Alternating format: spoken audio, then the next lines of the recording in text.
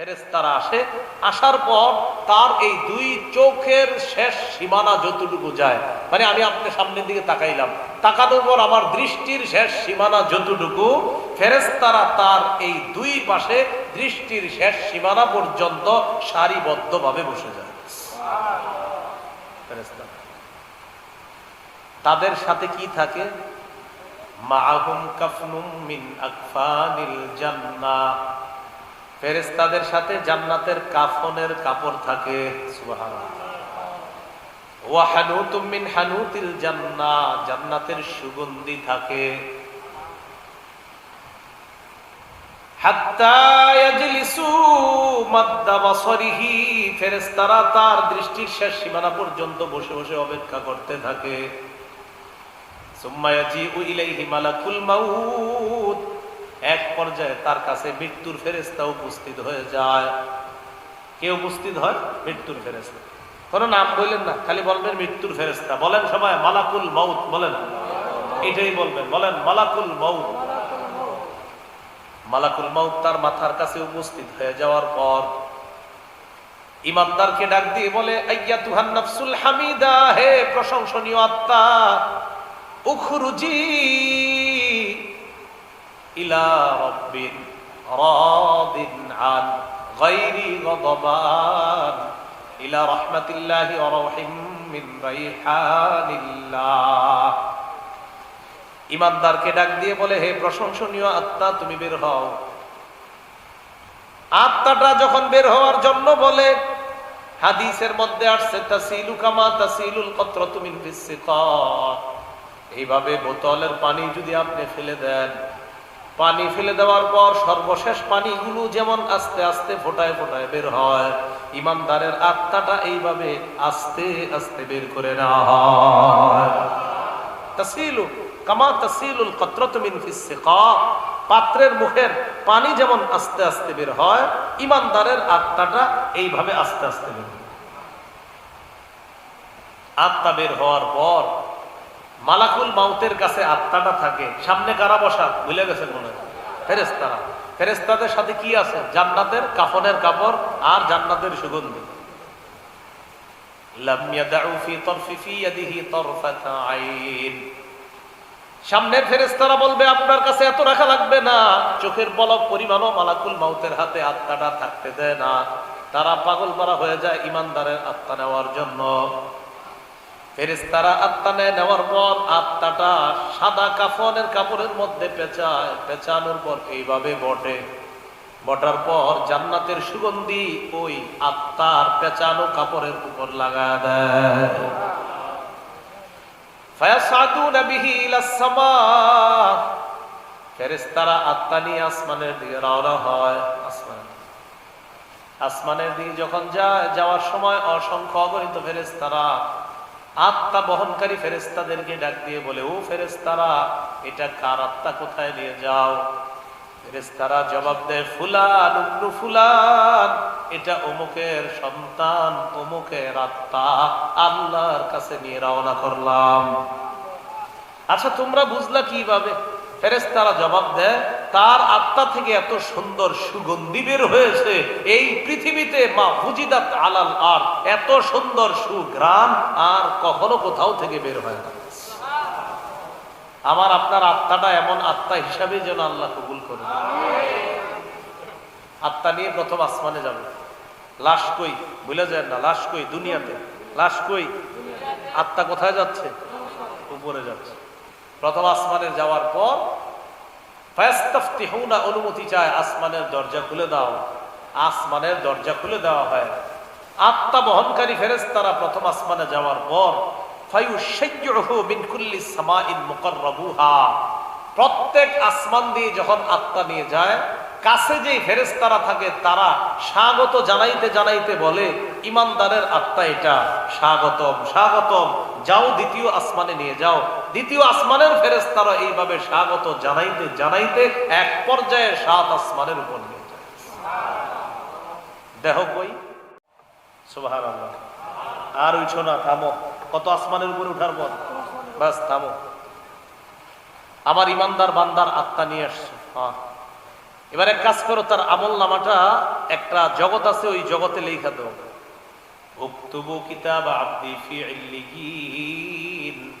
ইল্লিয়িন নামক একটা জায়গা আছে আমার ইমানদার বান্দার আমল নামাটা ইল্লিয়িনের মধ্যে লিপিবদ্ধ করে দাও। আপনাদের এই এলাকার যত ইমানদার বান্দার আত্মার, ওই ইমানদার বান্দার আমল নামা যদি ইল্লিয়িনের মধ্যে লিপিবদ্ধ হয়ে থাকে, আমি জানি না কাদের কাদের আমল নামাটা ইল্লিয়িনের মধ্যে লিপিবদ্ধ হয়েছে। যারা কবরবাসী হয়ে গিয়েছে তাদের আত্মা উপরে নেওয়ার পর তাদের আমল নামা যদি ইল্লিয়িনের মধ্যে লেখা হয়ে থাকে, নিশ্চিত তাদের কোনো টেনশনের কারণ নাই। কিয়ামতের ময়দানে ফায়সালা হবে, আর সাথে সাথে আল্লাহর জান্নাতের মেহমান। যদি আমল নামা কই থাকে? ইল্লিয়িন। তো যারা মরছে এই তাদের আমল নামা যদি ইল্লিয়িনে থেকে থাকে, বাস তারা শান্তিতে আছে, কবরেও শান্তিতে আছে। তাহলে এবার 3 অংশ মনে রাখবেন, বলেন আমল নামা, আত্মা, দেহ। আমল নামা, আত্মা, দেহ। আত্মা কোথায়? 7 আসমানের উপরে। আমল নামাটা কোথায় লেখা হয়েছে? ইল্লিয়িনে। দেহ কোথায়? জমিনে। মাশাআল্লাহ। তাহলে আমল নামা ইল্লিয়িনে লেখা হয়ে গেল, আত্মা আছে 7 নাম্বার আসমানে, দেহ আছে জমিনে। দেহকে আমরা গোসল করাইলাম, করায়া দাফন করে দিলাম। দাফন করার পর এবার 7 আসমানের উপর যে আত্মা, আল্লাহ ফেরেশতাদেরকে বলবেন, ফেরেশতারা আত্মাটা আমার ইমানদার বান্দার দেহে আবার ফিরায়া দাও। দেহ কই? কবরে। তুআদু রূহুহু ফি জাসাদিহি, তার আত্মাটা তার শরীরের মধ্যে ফিরিয়ে দেওয়া হবে। ফিরিয়ে দেওয়ার পর কবরের মধ্যে যখন আমরা রেখে চলে আসলাম, বাসতলায় রেখে এসে আমরা তার সম্পদের হিসাব বন্টন করা শুরু করলাম।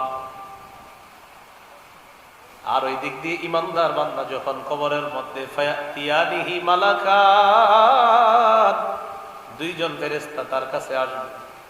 আসার পর ফায়ুজলিসানিহি ওয়া ফি রিওয়ায়াতিন ফায়ুকঈদানিহি, তাকে বসাবে।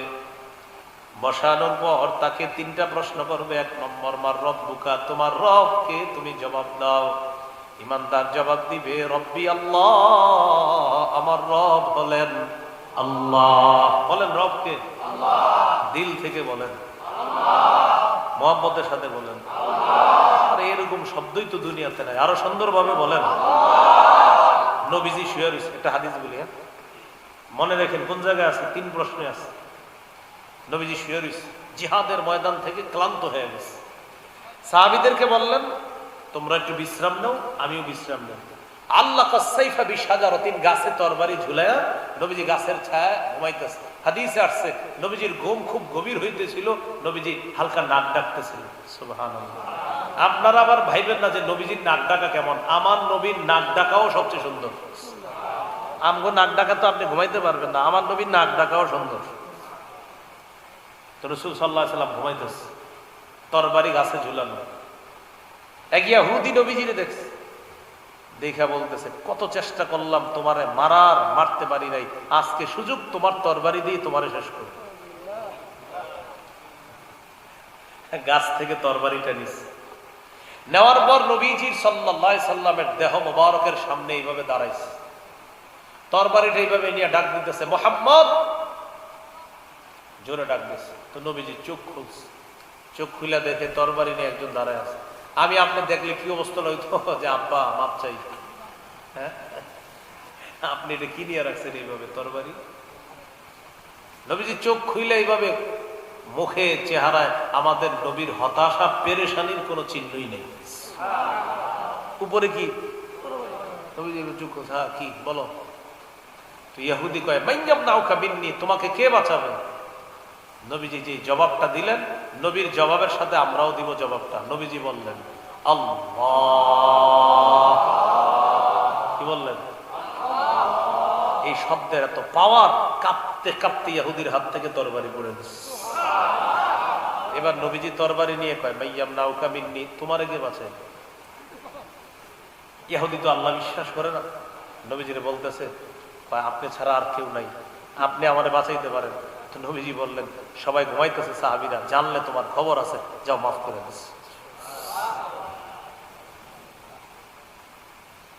তো যেটা বুঝাইতে চাইছিলাম, প্রথম প্রশ্ন, তোমার রব কে? সুন্দর করে জবাবটা দেন। আরেকটা বর্ণনা শোনায় আলোচনায় আসে। মাহমানে আরমানি, আরমানিয়ার প্রেসিডেন্ট মাহমান, প্রতাপশালী প্রেসিডেন্ট, তাকে খালি পাহারাদার আছে আপনার খাস পাহারাদার 80,000, শুধু পার্সোনাল, তার মহলটা পাহারা দিত 80,000 শূন্য। 10 জন সাহাবীর একটা দল গেছে দেখা করতে, প্রতিনিধি দল দেখা করতে গেছে। আমিরুল মুমিনিন হযরত ওমর ফারুক রাদিয়াল্লাহু তাআলা আনহুর জামানা চলতেছে। এই জিলিস, তুমি এখানে বসো, হাত্তা আরজিআ ইলাইকা, আমি আসার আগ পর্যন্ত তুমি এখানেই বসবা, আমি না আসা পর্যন্ত তুমি এখান থেকে নড়বা না, আমার যা হবার হবে। আবু যর, তুমি কিন্তু এখান থেকে নড়বা না। আবু যর গিফারি রাদিয়াল্লাহু তাআলা আনহু বলেন, আমাকে এক জায়গায় বসিয়ে আল্লাহ নবী সামনের দিকে কোথায় যেন গেলেন। লাবিসা আদনি আতালা লুবসা হাত্তা তামারা, নবীজি যাইতে যাইতে এত দূরে গেলেন আর আল্লাহ নবীকে আমি দেখতে পাই না। লম্বা সময় আমার থেকে দূরে রইলেন। হঠাৎ আমি একটা বিকট আওয়াজ শুনলাম, মনে মনে আমি ভয় পেয়ে গেলাম, আল্লাহ নবীর কোনো ক্ষতি হইল কিনা। একটা আওয়াজ পাইছি, নবীর কোনো বিপদ হলো কিনা। সাথে সাথে আমি উঠলাম নবীর কাছে যাওয়ার জন্য। আমার সাথে সাথে মনে পড়ছে, আবু যর, যা হবার হবে, এখান থেকে সরবা না, বসে থাকবে। এই কথা যখন আমার মনে পড়ছে, আমি আবার বসে রইলাম, কিন্তু আমি ভয় পেয়েছি নবীর কোনো বিপদ হলো কিনা। অপেক্ষায় আছি, নবী আসছে না কেন। তাকায় আছি পথের দিকে, হঠাৎ দেখি নবীজি কার সাথে যেন কথা বলতে বলতে আমার দিকে আসতেছে। হাদিসের এতটুকু বুঝছেন নি সবাই? ঘটনাটা কখন, দিনে না রাতে? রাসূল সাল্লাল্লাহু আলাইহি সাল্লাম যখন আসতেছে, কার সাথে যেন কথা বলতেছে। মজার ব্যাপার, নবী কথা বলতেছে, বোঝা যাইতেছে, কিন্তু যিনি জবাব দিতেছে তাকে দেখাও যায় না, বোঝাও যায় না। কাছে আসলেন, কাছে আসার পর আল্লাহ নবীর সাহাবী বললেন, ইয়া রাসূলুল্লাহ, আর সহ্য করতে পারতেছি না। কি সহ্য করতে পারো না? এই যে আপনি আমাকে রেখে গেলেন, যাওয়ার পর বিকট একটা আওয়াজ আমি শুনলাম। এই আওয়াজ আমি কেন শুনলাম? আপনার কাছ থেকে এটা না জানা পর্যন্ত আমার ধৈর্য আর কুলায় না। পুরা ব্যাপারটা আপনি খুলে বলেন। নবী বললেন, আওয়াজ শুনছো? কয় হ্যাঁ।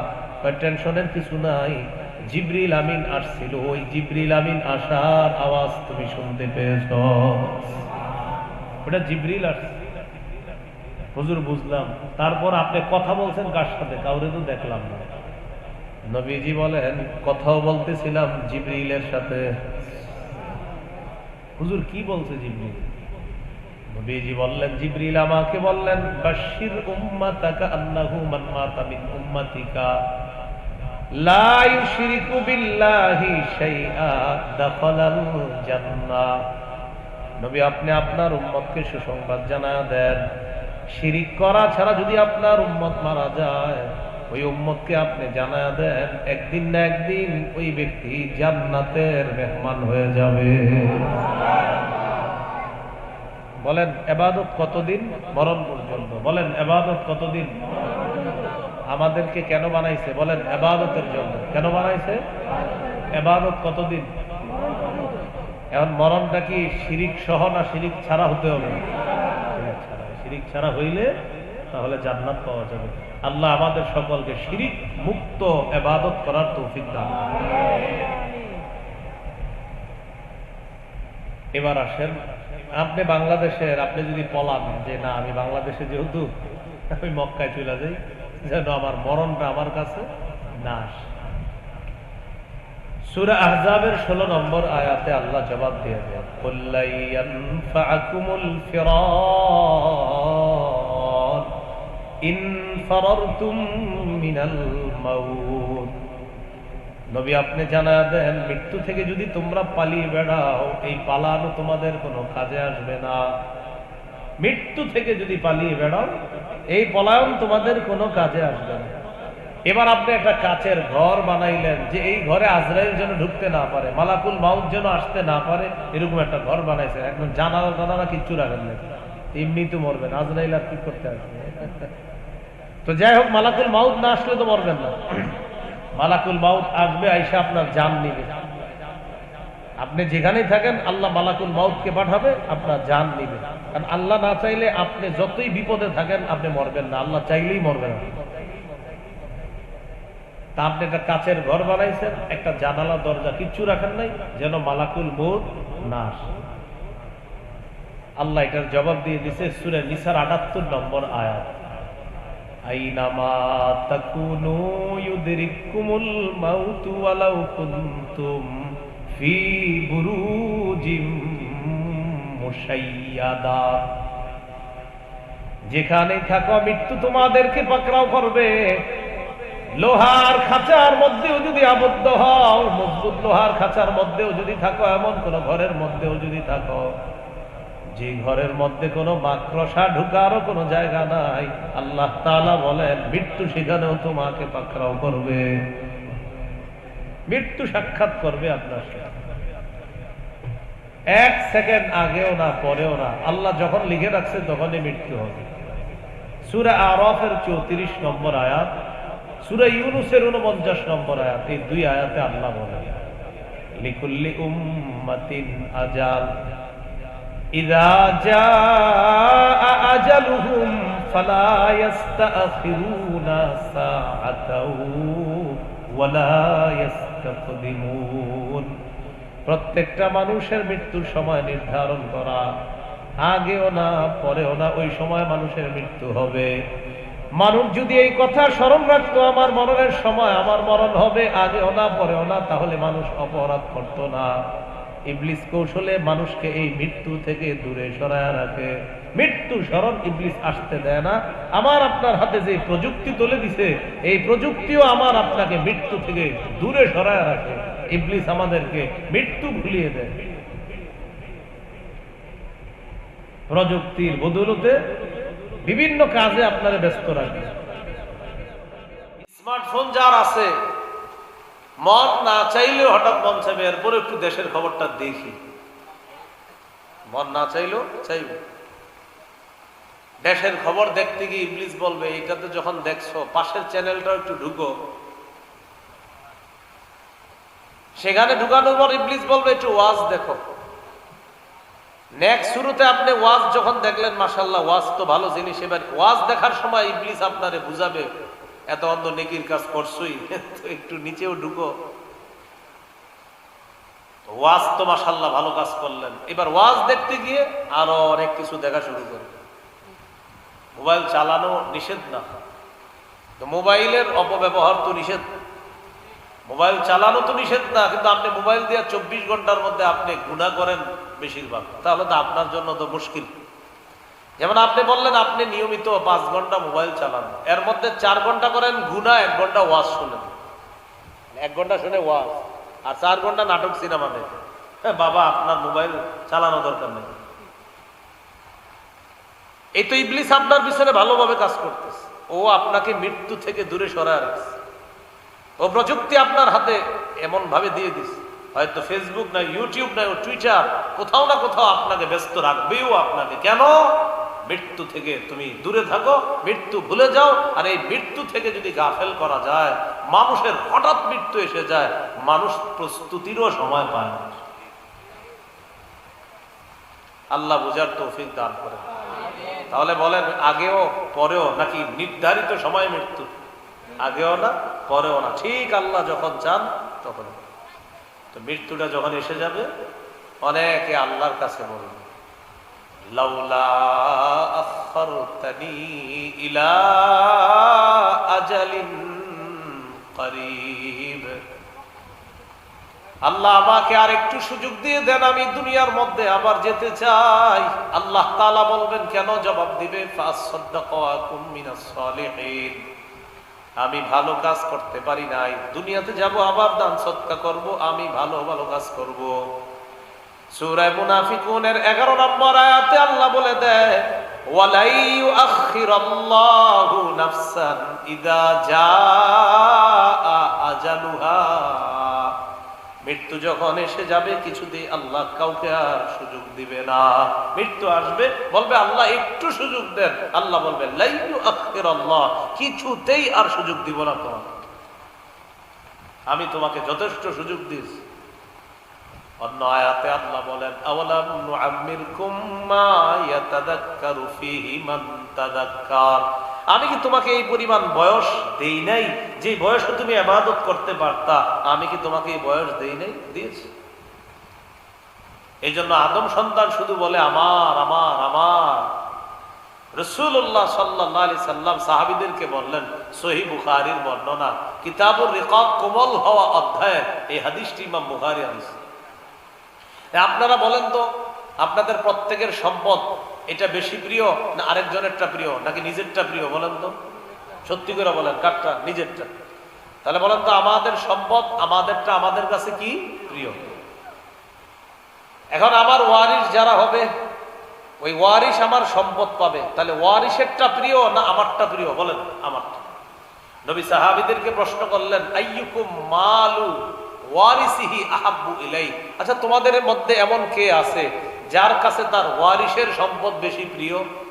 সাহাবীরা বললেন, হুজুর এরকম কেউ নাই। ওয়ারিসের সম্পদ প্রিয় হবে কেন? আমার সম্পদ আমার কাছে প্রিয়, আমি মরলেই না ওয়ারিস হবে। নবীজি বললেন, হ্যাঁ, তাহলে তোমাদের প্রত্যেকের সম্পদ তোমাদের কাছে প্রিয়? সাহাবীরা বললেন, হ্যাঁ। আল্লাহ নবী বললেন, যা তোমরা রেখে যাও এটাই তো ওয়ারিসের হয়ে যায়, আর যা তোমরা আখিরাতের জন্য পাঠাও এটাই হলো তোমার মাল, ওটাই হলো তোমার সম্পদ, তোমার আমলনামা তোমার সম্পদ। হাদিসের মাধ্যমে নবী বুঝাইতে চায়, তোমার সম্পদ হলো তোমার আমলনামা। এই আমলনামা তোমার সবচেয়ে বেশি প্রিয় হওয়া দরকার। তুমি মারা যাওয়ার পর তোমার সম্পদ পাবে তোমার ওয়ারিসরা। মাত্রই তোমরা বললা তোমাদের সম্পদ প্রিয় ওয়ারিসদের সম্পদের চাইতে, নবী বুঝাইয়া দিলেন, তোমার সম্পদ হলো আমল, ওয়ারিসের সম্পদ হলো তোমার সম্পদ। তোমার সম্পদ হলো আমল, ওয়ারিসেরটা হলো তোমার সম্পদ। তোমার সম্পদ তোমার আমল, আর ওয়ারিসের সম্পদ এখন যেটা তুমি ভোগ করতেছো। তাহলে বলেন, এখন আমরা ভোগ করতেছি এটা কার সম্পদ? আবার আমরা যা ভোগ করছি কার সম্পদ? বলেন, আমার প্রকৃত সম্পদ আমল। আবার বলেন, আমরা যা ভোগ করতেছি কার সম্পদ? আমাদের নিজস্ব প্রকৃত সম্পদ।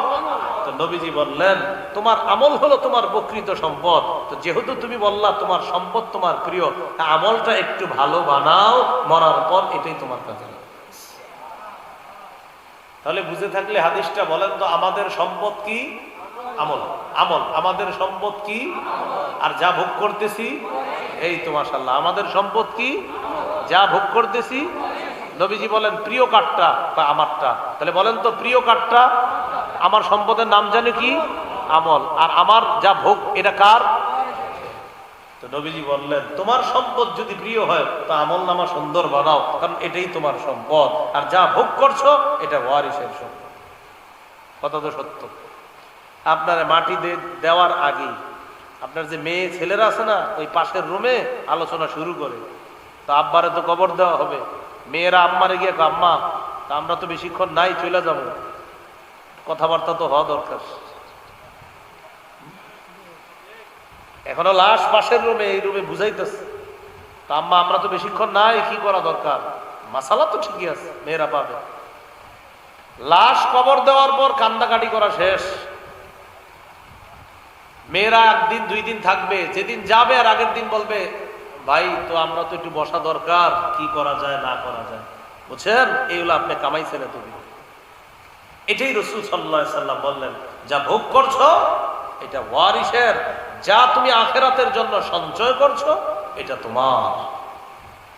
আল্লাহ বুঝার তৌফিক দান করেন। আমিন।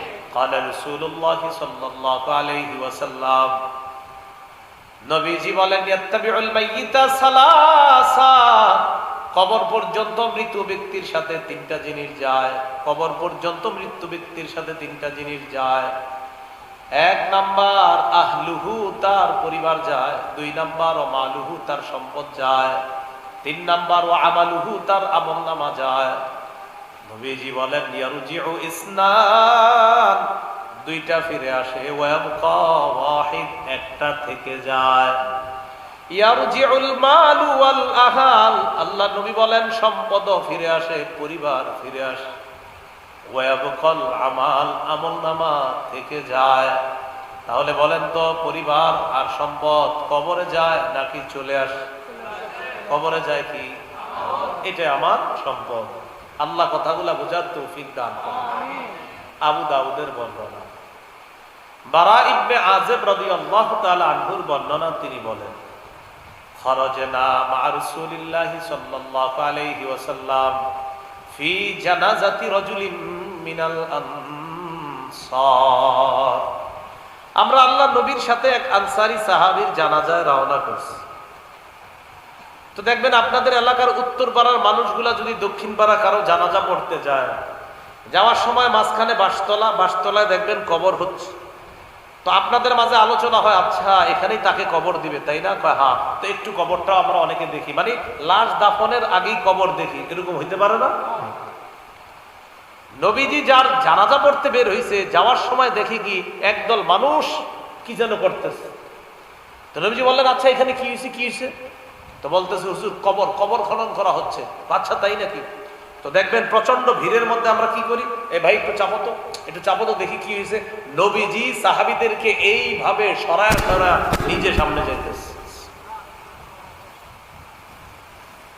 সামনে যাওয়ার পর কবরের মাটিগুলা যে ফালানো হয়েছে, এখনো পাশে ফালানো, লাশ দাফন করবে, এরপরে মাটি দিবে। নবীজি সাল্লাল্লাহু আলাইহি সাল্লাম গিয়ে কবরের পাশে বসে রয়েছে। সাহাবী বর্ণনাকারী যিনি, তিনি বলেন, আমি কবরের ওই পাশ দিয়ে গেলাম নবীরে দেখার জন্য, কারণ নবী তো এক পারে, আরেক পাশে গেছি নবীর সামনাটা দেখার জন্য। ওই পাশে গিয়ে দেখি বাচ্চাদের মতো চোখ দিয়ে পানি পড়তেছে। এত পরিমাণ পানি পড়তেছে, পানি পড়তে পড়তে দাড়িগুলা ভিজছে, পাঞ্জাবি ভিজছে, সামনের মাটি ভিজে কাদাযুক্ত হয়ে যাচ্ছে। কাঁপতেছে, একদম অবিরত কাঁপতেছে। একটু পর আপনার একটা লাঠি, নবীজির হাতে একটা লাঠি, ওই পাশে গিয়ে বসছে। বসার পর সাহাবায়ে কেরাম সবাই সামনে বসছে, যারা জানাজা আসছে এরা সামনে বসছে। হাতে একটা লাঠি দিয়ে এমন করতেছে, এবার আঁকা কি করতেছে। নবীজি নিচের দিকে তাকায়। সাহাবীরা বলেন, আমরা এক দৃষ্টিতে তাকায় কিচ্ছু বলি না। নবী নিচের দিকে, আমরা নবীর দিকে, নবী নিচের দিকে, আমরা নবীর দিকে তাকায়। হঠাৎ নবীজি মাথাটা উপরের দিকে উঠাইলেন, উঠায়া বললেন, ইস্তাইযু বিল্লাহি মিন আযাবিল কবরি মাররাতাইনি আও সালাসা। কবরের দিকে আল্লাহর নবী ইঙ্গিত করে বললেন, আমার সাহাবীদের দল, এই কবরের আযাব থেকে তোমরা আল্লাহর কাছে পানা চাও। দুইবার অথবা তিনবার বললেন, কবরের আযাব থেকে তোমরা আল্লাহর কাছে পানা চাও। এবার আল্লাহ নবী বলেন, ফাইন্নাল আবদাল মুমিনা ইযা কানা ফি ইনকিতাইন মিনাদ দুনিয়া ওয়া ইকবালিন মিনাল আখিরাহ। ঈমানদার বান্দার যখন মরণের সময় এসে যায়, ঈমানদার বান্দা যখন দুনিয়া থেকে আখিরাতের দিকে রওনা হয়, জাআত মালাইকাতুম মিনাস সামা, আরেক বর্ণনায় নাযালাত মালাইকাতুম মিনাস সামা, আল্লাহর অসংখ্য অগণিত ফেরেশতারা আসমান থেকে নেমে আসে ঈমানদার বান্দার আত্মা স্বাগত জানানোর জন্য। ওই ফেরেশতারা উপস্থিত হয়ে যায়, ঈমানদারের আত্মা স্বাগত জানানো। আমার আপনার আত্মা যেন এটাই হয়। আবার বলেন আমি। আল্লাহ না করেন যদি বিপরীতটা হয়, ধরা হয়ে যায়। আল্লাহ আমাদের এই আত্মা বানানোর তৌফিক দান করেন। ফেরেশতারা আসবে, আসার পর ওই যে দেখবেন যিনি মারা যাবে ওরে আমরা শোয়া দিই, তখন আমরা তাকে বলি মুমূর্ষু রোগী। চারদিকে ফোন করা হয় আত্মীয় স্বজনকে, হালাত ভালো না, আসো তোমরা দেখতে। তো যা অনেক সময় দেখতে আসার পরেও বেঁচে যায়, মরে না, এটা আল্লাহ জানে কখন মরবে। তো স্বাভাবিকভাবে আমরা যখন হালাত খারাপ দেখি তখন চারদিকে ফোন দেই, আসো, মনে হয় বাঁচবে না, কতক্ষণ বাঁচবে আল্লাহ ভালো জানে। তো আত্মীয় স্বজনরা চারদিক থেকে তাকে দেখতে আসে, লোকটাকে আমরা শোয়া রাখি। আর বাস্তবিকে যদি লোকটা সেদিন মারা যাবে কিনা কে জানে? আল্লাহ জানে। তো তিনি যদি মারা যান আসলে